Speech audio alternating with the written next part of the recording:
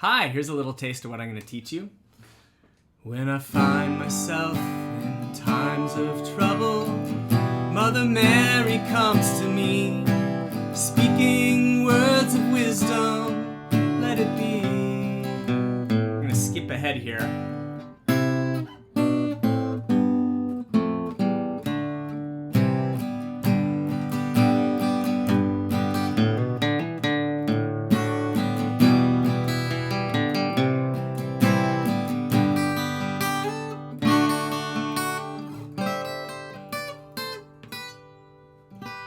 There we go. Hello, and welcome to my first ever premium song lesson. I thought, why mess around? Let's just choose one of the greatest songs ever written to get started with. So we're going to do Let It Be by the Beatles. I love this song. I'll bet you love this song. The story goes, Paul McCartney wrote this song after he had a dream about his mother. In fact, he tells this story. Apparently he was having some turmoil in his life. Things weren't going so well. And his mother told him, let it be. And he woke up out of that dream and I guess felt this wonderful sense of comfort from that phrase and decided to write a song about it. Isn't that just gorgeous? So let's see here.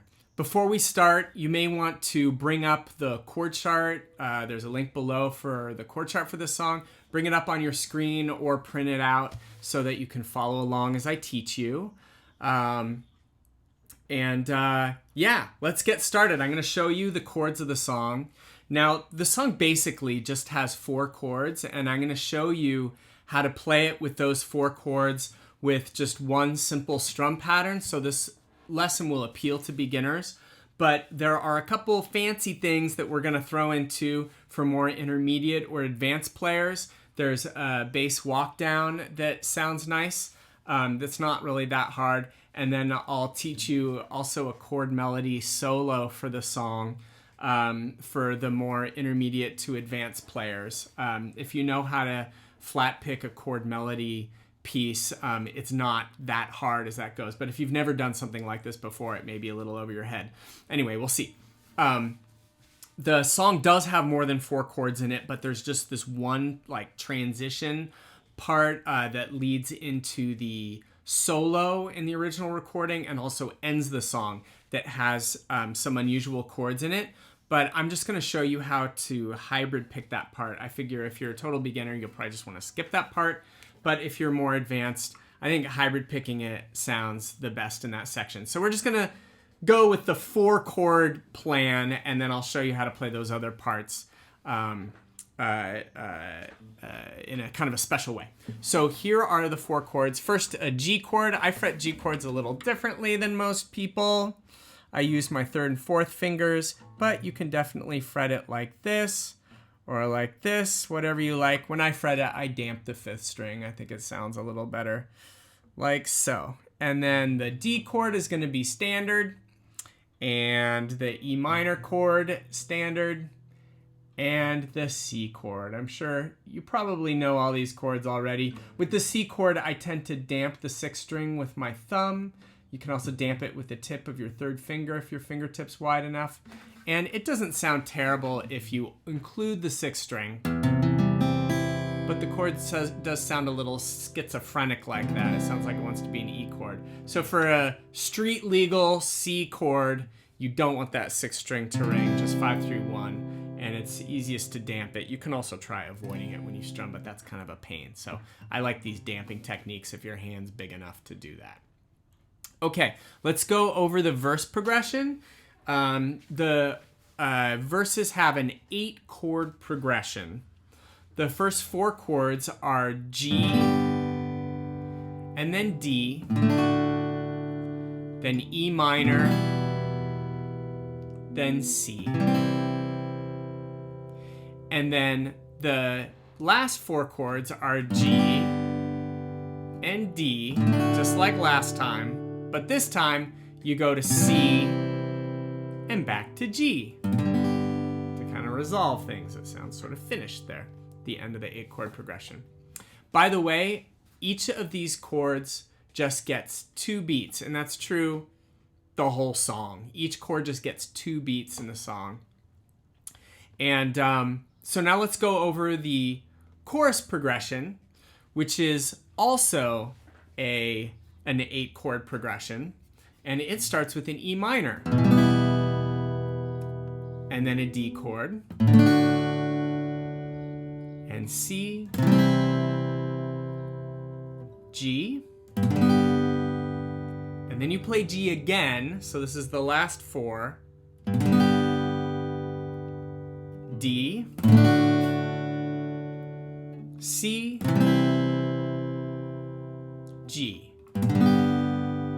You might notice there that the last 4 chords in the chorus progression are the same as the last 4 chords in the verse progression. So a little less to memorize there than you might think. Okay, so that's the progression for the verse and the chorus. And now I want to show you how to strum the song. Then I'm going to help you with singing the song, and then I'll show you like the fancy stuff that we'll add to the song. So the strum pattern sounds like this. I'm just going to grab a G chord.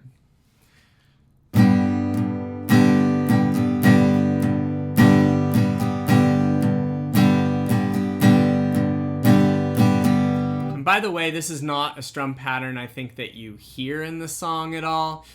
A lot of the song is the piano is the main chord playing instrument in the song.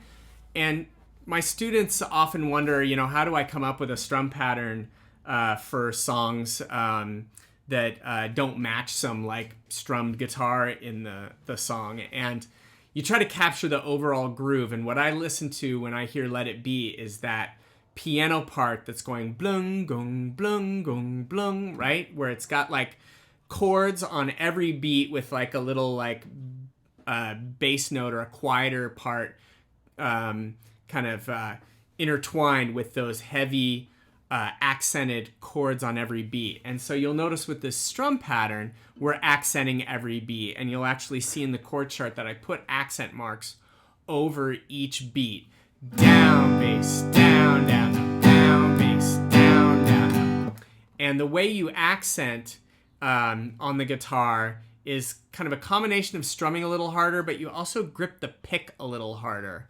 Or rather, when you're not accenting, you grip it a little lighter. So especially with a song like this that's kind of gentle, you're not going to want to like really dig into the strings and strum super hard.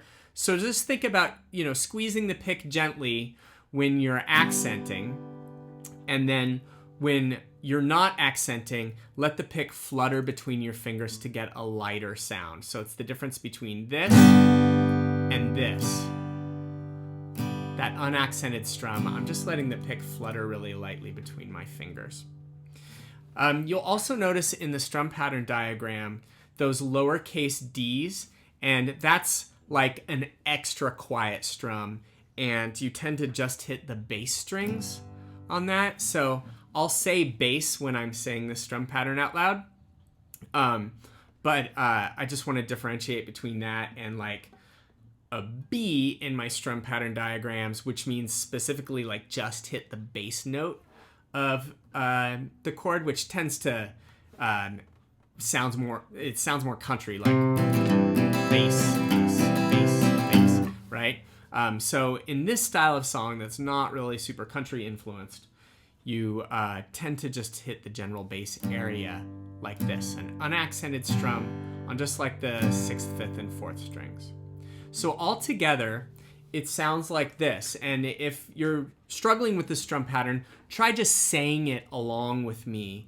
And once you can say it, it's a lot easier to play it. So say like the down, bass, down, up, down, bass, down, up. Once you can say that along with me consistently, then try playing it along with me. Okay.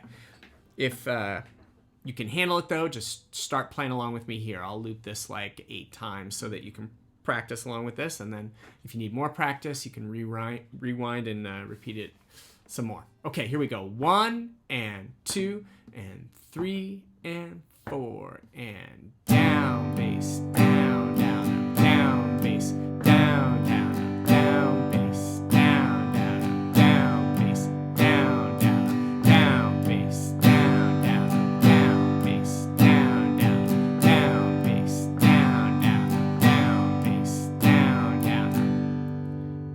So if you want, rewind and repeat that section some more playing along with me. Remember to just hit the bass strings during the bass part, the unaccented strum, and then during the accented strums, grip that pick a little harder to accent the strum, and you may need to slow down the strum pattern more to coordinate that accenting. It can be hard at first if you're not used to doing that, kind of switching on and off the accenting quickly, but if you go about this speed, it'll be easier. Down, bass, down, down, up, down, bass, down, down, loud, quiet, loud, quiet, loud, quiet, loud, quiet.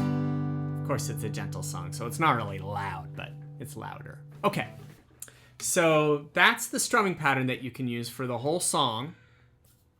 Now I want to transition to showing you how to sing the song. And I love teaching this stuff. You usually, like on YouTube videos, people don't help the singers at all. And so we're just kind of left to flail on our own.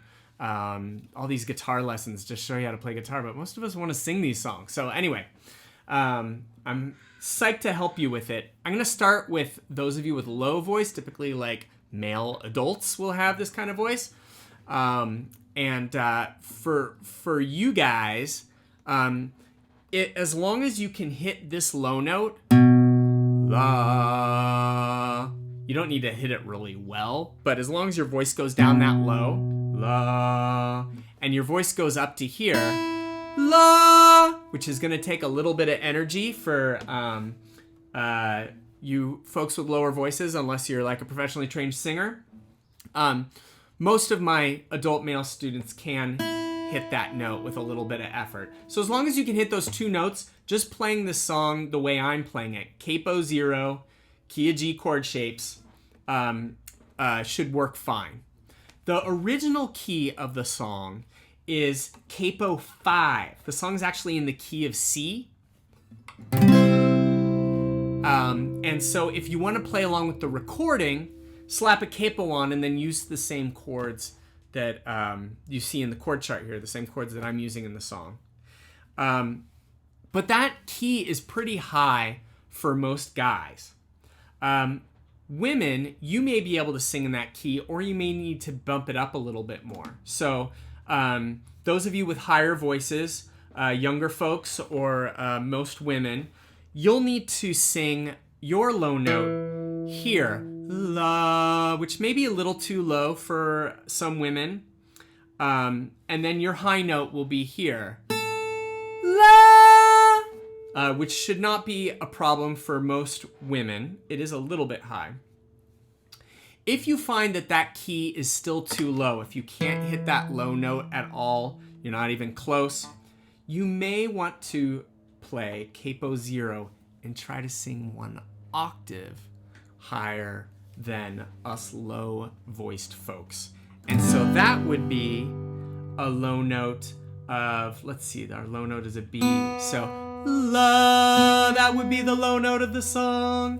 And then your high note, la, would be way up there, which sounds ridiculously high for me, but that's because I'm a dude. And women with higher voices, children, may be able to hit that note and make it sound quite lovely. So those are kind of three options. Capo 0 for most lower voiced people, capo 5, the original key for higher voiced folks, and then maybe bump it up to around capo 7 or 8 if you want to sing it a little higher than the original key. So this is women with a little higher voices. Or if you've got a really high voice, capo 0, sing it one octave above what I'm singing. Let me give you a vocal cue now so that no matter where you're playing the song, no matter what capo position you're playing the song in, you'll know what note to start on.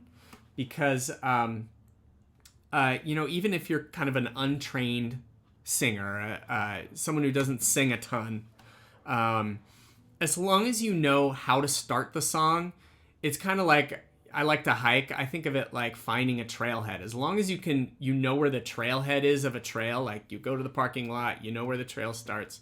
You can follow the trail all the way to, the cool mountain peak or lake that you're going to and find your way back, and it's pretty hard to get lost, right? But if you just like pull over on the side of the road like a half mile from the parking lot and try to forge off through the bushes, first of all, like up here in the Pacific Northwest, that would be total folly because our bushes are not friendly for cross-country hiking. But even if you could bushwhack through it, if you had your like sharpest machete, you'd still have a really hard time finding your way because who knows where that trail is. So likewise, if you have a vocal cue at the beginning of the song, it's a lot easier to sing the rest of the song in the right key. So the vocal cue, no matter where your capo position is going to be the open fourth string.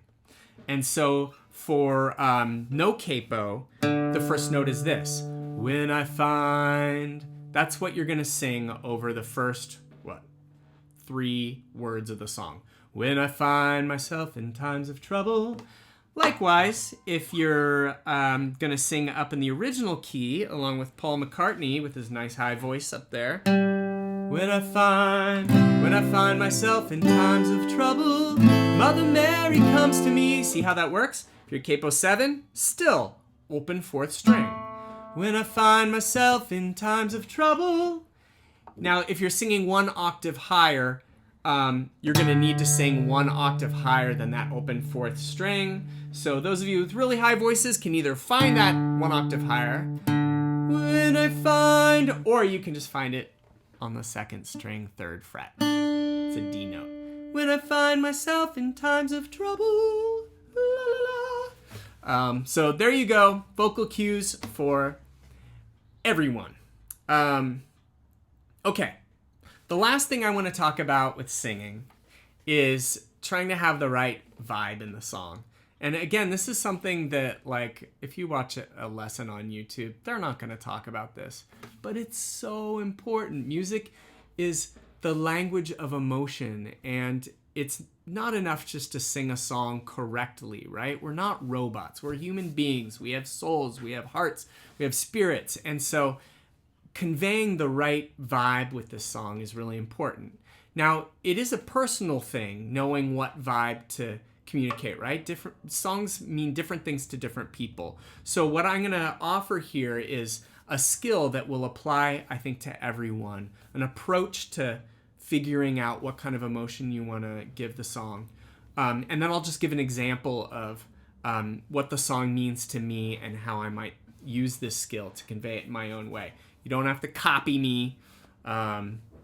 You be you. But anyway, here's the technique I use. I call memory mining, and my singing teacher, Susan Carr, taught this to me years ago. And I found it super helpful for connecting emotionally to songs. And what you do is you, first of all, identify the main emotion of the song, like the core emotion. Some songs have lots of different emotions, so you may need to identify a couple. But in this song anyway, I think the emotion is pretty consistent through the song. I personally feel like this song is about appreciation for someone, and specifically appreciation for someone who's comforted you. Mother Mary has come to the speaker in the song. Paul McCartney's mother has come to him and has eased his worries, kind of wiped his brow, patted him on the back, and said, "Let it be. It's going to be okay." And so Paul McCartney is singing to his mother and basically saying, "Thank you for, lightening my heart and easing my mind, taking a weight off my shoulders." And so, while I don't assume that when musicians write songs that they're writing about themselves, I don't assume that the speaker in the song is the author. Paul McCartney does talk about how he had this dream about his mother, so that's why I spoke about the meaning of the song in that way. Anyway, the first step there is to identify the emotion of the song. And then the second step is to search in your own memories for a powerful emotional moment in your life where you felt that same emotion. So, I don't know if you've had a dream about your mother coming to you and comforting you. I can't think of one, but I can think of lots of times where people have comforted me. And so as I was thinking about using this technique for this song, I thought about my dad passing away this past October, and I was on the phone with my sisters and my mom when he passed away. I was up here in Seattle. Unfortunately, I couldn't be there in California when he passed away, but I was on the phone, and my wife came downstairs. My kids were asleep, and she came downstairs and comforted me as my dad was passing away. I know this is really heavy, but I'll be honest. This is what I think of when I sing the song in order to have the proper emotion. And so, of course, it can't be so heavy that you're gonna like start blubbering in the middle of your song. And we'll see if I can pull that off. But song music is about powerful emotion, and so I think it's worthwhile to think about this stuff. And what the final step, by the way, is to kind of wrap yourself up in that memory and try to feel that emotion deeply. In my case, that gratitude to my wife for just being sweet and helping me out through that painful evening. And then when you start singing the song, hopefully that emotion comes through in your voice, in your face. And instead of like pretending to be grateful, you really are being grateful, which is what good acting is. Good actors don't pretend to have emotion. They really do feel it. And singing a good song is a form of acting. It's channeling this emotion and communicating it to other people. So I encourage you to use this technique to really feel whatever emotion you think you should convey in the song deeply and honestly, and just the more powerfully you can feel it, then hopefully the more powerfully it comes through in the way you sing it and the way you play it. All right, so the last part of this lesson is going to be going over some of these fancy things that you can add to the song to add some extra pizzazz if you are ready in your musical journey. This first one, I think a lot of beginners will like. It's not terribly difficult, and it's the bass walk down that you play. Basically, whenever you sing the line, let it be at the end of like, it's basically at the end of the second and fourth lines of the verses, and the second and fourth lines of the chorus. Sometimes the choruses are just 2 lines, but if there are 4 lines, you'll do it at the second line of the chorus too. So it sounds like this. That's what the bass walk down sounds like, and it mimics a similar thing that you hear in the original recording of the song. So let me show you how this works. So first of all, you're going to lead into it just playing the normal strum pattern, like speaking words of wisdom, let it. And now we normally would go to a C chord, right? Let it be. And you can totally play the song like that if this bass walk down is too challenging or too much trouble. But if you want to throw it in, as you still move to the C chord, but instead of strumming it, you're going to do just a note on the 5th string, that root note of the C chord, and then you're going to do a little down-up strum on the 4th through 1st strings. And this is a general principle with playing like bass strum technique on the guitar. It usually sounds best if you kind of separate the strings that you're playing the bass notes on from the strings you're strumming. And so instead of going like bass and then just hitting all the strings, try going bass and then hit 4 through 1 with your down-up strum. And so you do that, and then you go 5th string 2nd fret, 5th string open, and then 6th string 3rd fret. And when you grab that, grab it with the finger that you use when you fret a G chord, because you're not going to just hit that note. You're going to build your G chord while you're hitting it, and then strum a down, down, up on that G chord. So let me play that all together a few times slowly so that you can see how that all fits together.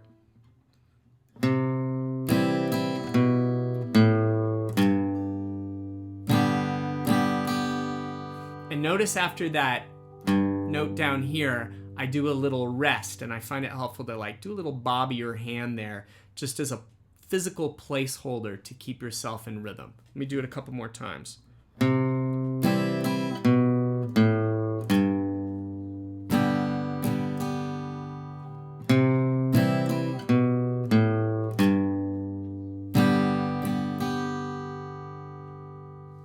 Okay, so rewind and work on that some more if you want. Then the last part is the solo. And I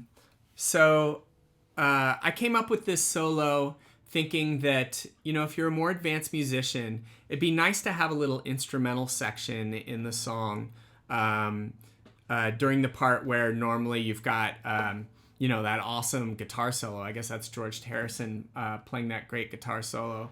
I'm not sure about that. But obviously, you know, if you're playing a solo acoustic arrangement of this song, you can't just rip the same solo that he does if you don't have anyone backing you up. It's going to sound naked no matter how good you are at playing guitar. It's going to sound lonely there with no rhythm part behind it. And so the idea with chord melody style guitar is that you're basically accompanying yourself as you play a solo. So you're playing both the chords and the melody, which is like the guitar solo part at the same time. There are lots of ways of doing this. The style I chose is a flat picking style, which means you're using a guitar pick and you're not typically hitting more than one note at the same time unless you're just strumming. So you're not like playing finger style, which is the one of the main ways of playing chord melody on the guitar. And that's just because I'm figuring most of you are going to want to play the song with a pick, strumming the song and singing for the rest of it. And so instead of having to like put down your pick and play in a whole different style, let's keep the pick in our hand and play a flat picking style chord melody arrangement. So let me just play it for you again briefly, and then I'll break it down for you. So let's see here. So, and I'm going to lead into it with that transition part that comes right before it. It goes like this.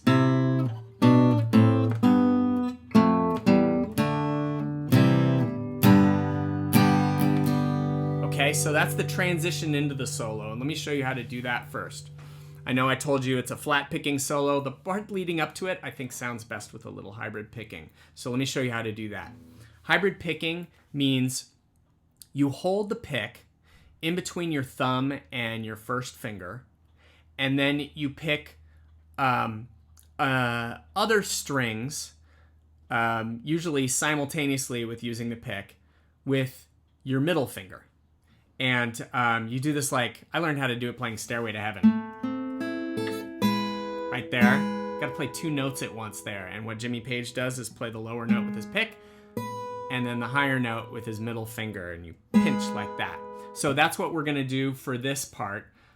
Put your first finger on the 5th string, 3rd fret, and your third finger on the 2nd string, 5th fret. This is called an interval of a 10th. It's going to sound a little bit like Blackbird.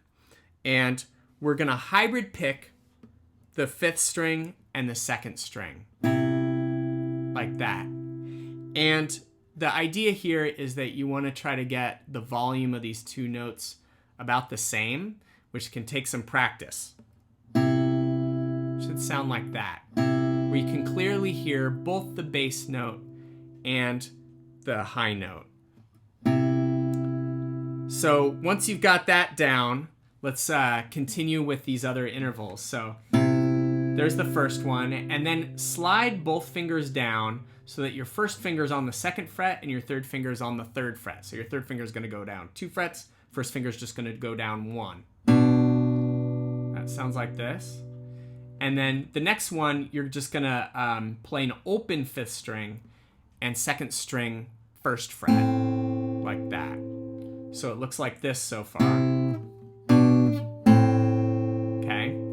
And then the last one is you can just grab a G chord. I don't even fret the first string when I do this because we're just picking 2 strings.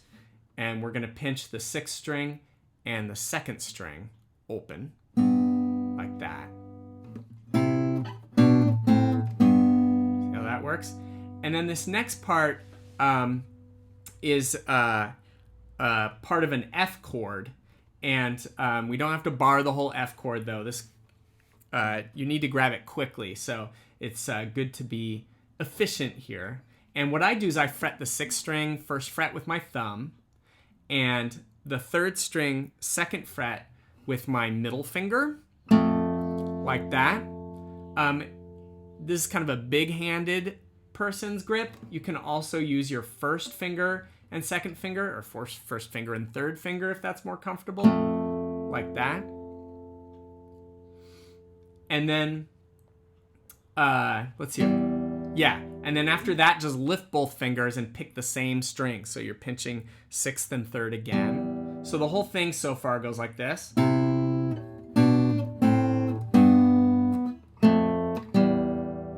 Okay, and then in the original song, the bass keeps going farther south, keeps going down lower, but we've run out of notes here, right? We're down to the lowest note you can play on a standard tuned guitar. And so this last part, you kind of have to jump up an octave to approximate the last part of this part, but I think it still sounds fine.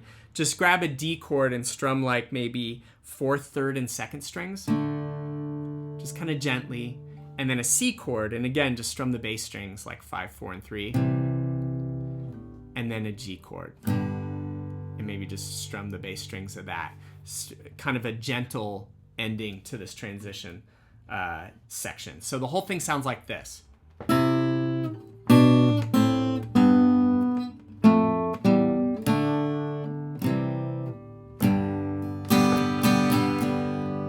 then you can throw in a little, let's hear. Yes, I'm trying to think of how to strum it leading into the solo.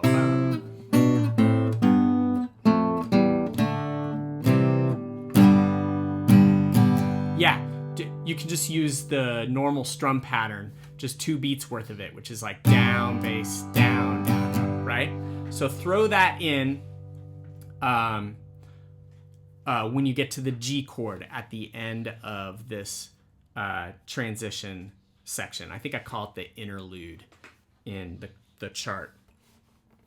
So once you've played that, in the original version of the song, they play it twice. But you know, unless you've got something cool up your sleeve where you can play that part that I just taught you again in like a more climactic way or more dramatic way or a different way, I would say don't repeat it a second time. In general, when you're playing music, repeating something the exact same way all over again, like a double chorus where you play it exactly the same way, it's usually not a good idea. It's usually going to bore you, and it's going to bore the people who are listening to you. So when we're arranging songs for solo guitar, think about how you might change a repeated part the second time around in order to bring more interest to it. And so in this case, I would say there's no real need to repeat that interlude. It sounds cool in the original version because they bring in a B3 organ the second time around. It's just a very different sound. But for us, just play it once and then launch into the solo, which goes like this. I'm going to perform the solo for you and then break it down for you.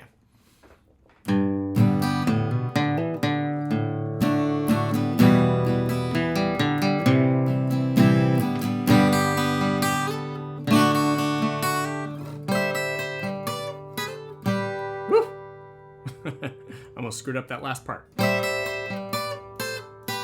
There we go. So let me show you how this works now. The general idea is that you're hitting like the root note of a chord every time there's a chord change. So it kind of like cues people's ears into knowing what chord's being played at that given point. And then once you've established that bass note at the beginning of the chord change, you're kind of free to like play a melody or some other interesting thing for the rest of the 2 beats that chord lasts for, until you get to the next chord change where you want to hit another bass note. And then when you're not playing some melody or other fancy stuff, you fill in the gaps with just strumming the chord. So you'll notice that like this first G goes like, the melody goes like this. Okay? And we're going to just fill in that melody with some strumming in between. See how that works? So it's bass note here, and then hammer on the 5th string, open to 2nd fret. Then hammer on the 4th string, open to 2nd fret. And then play the open 4th string. And then open 5th string, and as you're doing this, grab a D chord. Okay, so that covers us for the G chord and the D chord, the first 2 chords of the guitar solo progression, which is, I believe, just a verse. Yeah, guitar solo is the same as the verse progression. It's basically an instrumental verse. So that gets us here. And then the next chord is an E minor. So guess what? We're going to hit the root note of an E minor to start this chord. And then you're going to do a little down up to fill in the gap here. And then we're going to do a little descending bass run here, starting with the 4th string 2nd fret, which you should already be fretting, grabbing an E minor chord. And we're going to alternate between that and the open 3rd string, like that. And then open 4th string, and then again alternate with the open 3rd string. And now we're into the C chord in the chord progression. So we're going to hit, guess what? A bass note for that chord. And then, what do I do here in the... Let me back up and play this so I can remember what I do. E minor. Good. Let me look at my tablature for a second to make sure I know what to show you for the C. Yeah, okay. Okay, so the plan is, there are different ways of doing this. When you grab the C chord, hit the bass note, and then do a down, up, down, down, up. Okay, so that'll fill in all the gap there for the C chord part of the progression. Now we're halfway through the progression, so we've gotten this far.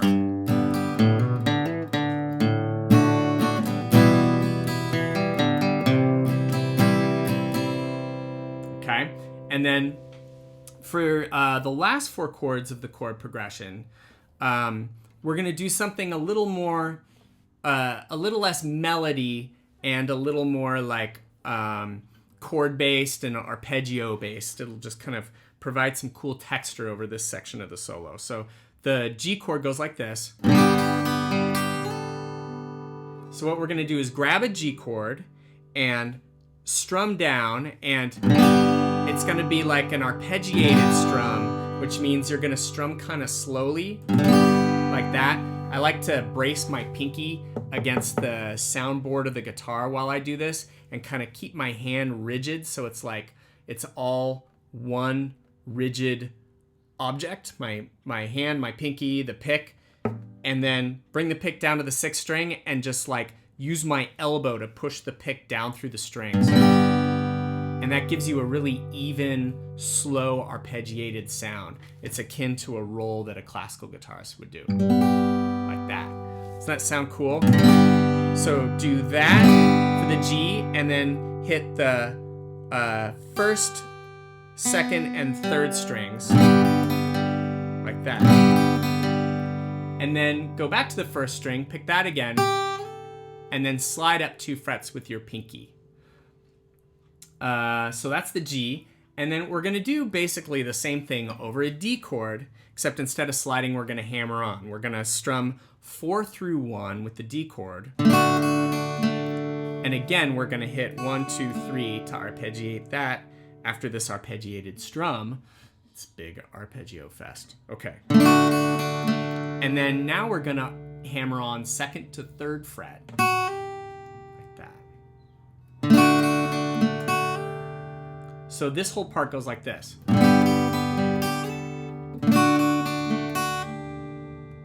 Okay. And then this last part is this pretty little flourish. I like to go way up high and kind of end gently with the solo. And we're going to start with the same thing that we did for those last 2 chords, where we go like here. This is, by the way, playing a C voicing, basically. So we're over the C part. This is the 7th of the 8 chords in the chord progression. We're going to strum this. This is on 12th fret here and 13th fret. And it's good to fret this with your 2nd and 3rd fingers. You'll see why in a second. This is setting you up for success as you descend through this little harmonized melody here. So start by strumming 3 strings, doing that same arpeggiated strum as before, and then do this little arpeggio after it, like that, where we're hitting the 1st string, 2nd string, and we're hitting that open 3rd string. And then I like to do all up strums for this last part, and we're just going to be hitting 2 strings from now on for the rest of the solo. Slide your 3rd finger down 1 fret to the 12th fret, and then pop in your 1st finger on the 1st string, 10th fret, and hit that little harmony. These are called thirds. Aren't they pretty? And then slide it down 2 more frets and hit this 3rd. And then slide down 2 more frets, but pop your 2nd finger back into the same shape that you were playing up at the 12th fret when we started this section. So you've got your 2nd finger on the 7th fret, 1st string, 3rd finger on the 8th fret, 2nd string. See how that works? So the whole part here sounds like this.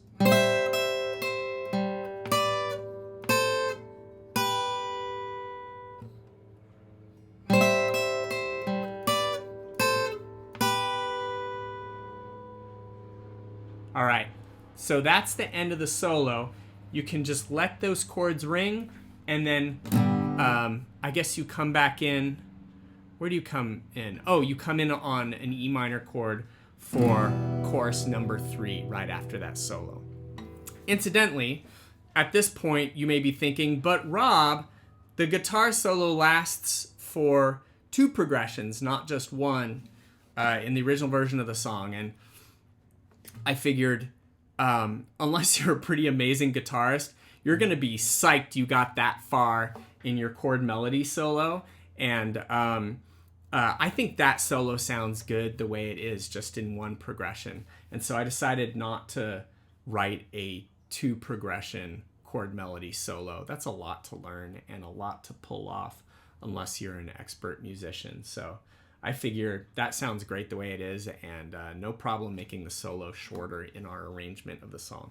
So to summarize, the way we've changed the song here is only 1 transition part. This part,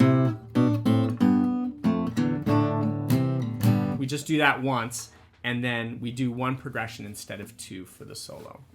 Okay, I want to finish this lesson by performing the song as close to how I taught it as possible. So I'm going to start by just thinking about my memory to try to get in the mood.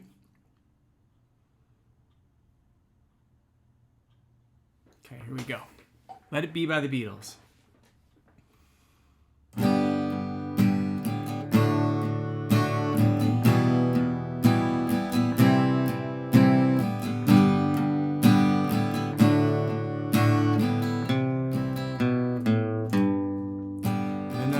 Myself in times of trouble, Mother Mary comes to me, speaking words of wisdom, let it be. In my hour of darkness, is standing right in front of me, speaking words of wisdom. Let it be, let it be, let it be, let it be, let it be. Whisper words of wisdom, let it be.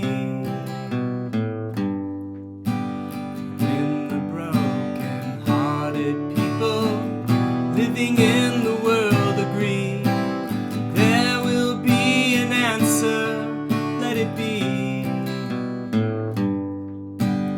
Though they may be parted, there is still a chance that they will see. There will be an answer, let it be.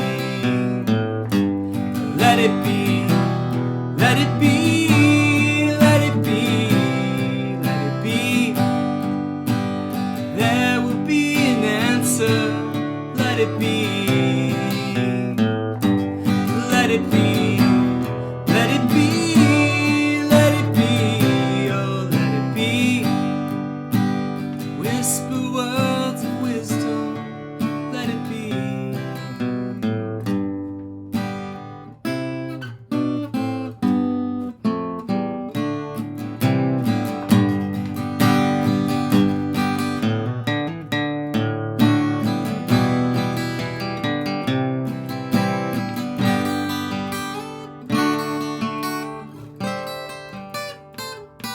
Let it be, let it be, let it be, oh let it be. Whisper words of wisdom, let it be. When the night is cloudy, there is still a light that shines on me. Shine on till tomorrow, let it be.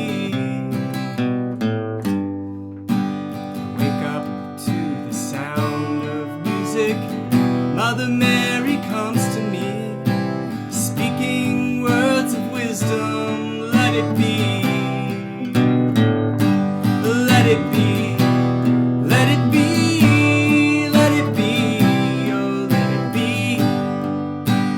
There will be an answer, let it be. Let it be, let it be, let it be.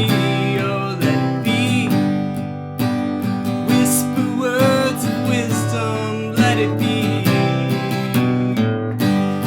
let it be, let it be, let it be, oh let it be. Whisper words of wisdom, let it be.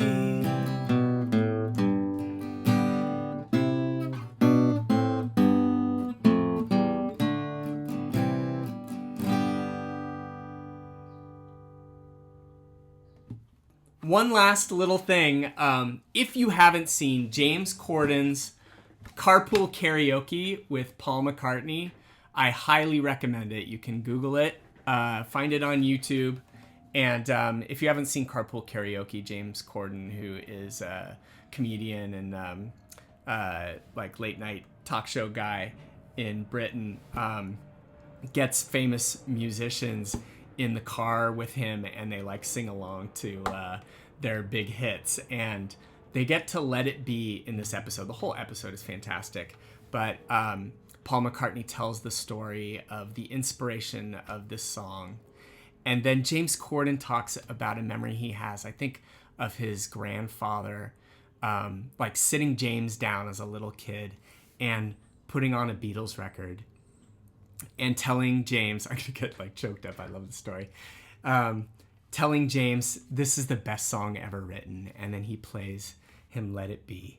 And it's such a beautiful moment between one of my favorite musicians and this comedian who's just a great guy. He's a very likable guy, and you know, it's kind of all of our dreams, I think, to, you know, hang out with these amazing musicians who've touched our lives so much. And so just living vicariously through James and listening to them both talk about how much that song means to them, I just find incredibly powerful. So I encourage you to pop over and watch that episode.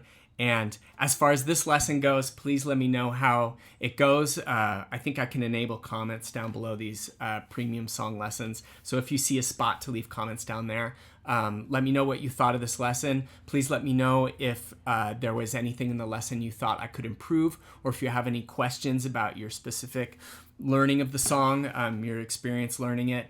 Please let me know, because I want to make these lessons as good as possible, of course. So anyway, thanks for investing in these lessons. You paying for these premium song lessons is going to enable me to make more of them. Got to put food in my kids' mouths. So I really appreciate you putting down your money for this. I hope it was worth it, and let me know how it goes. Okay, take care.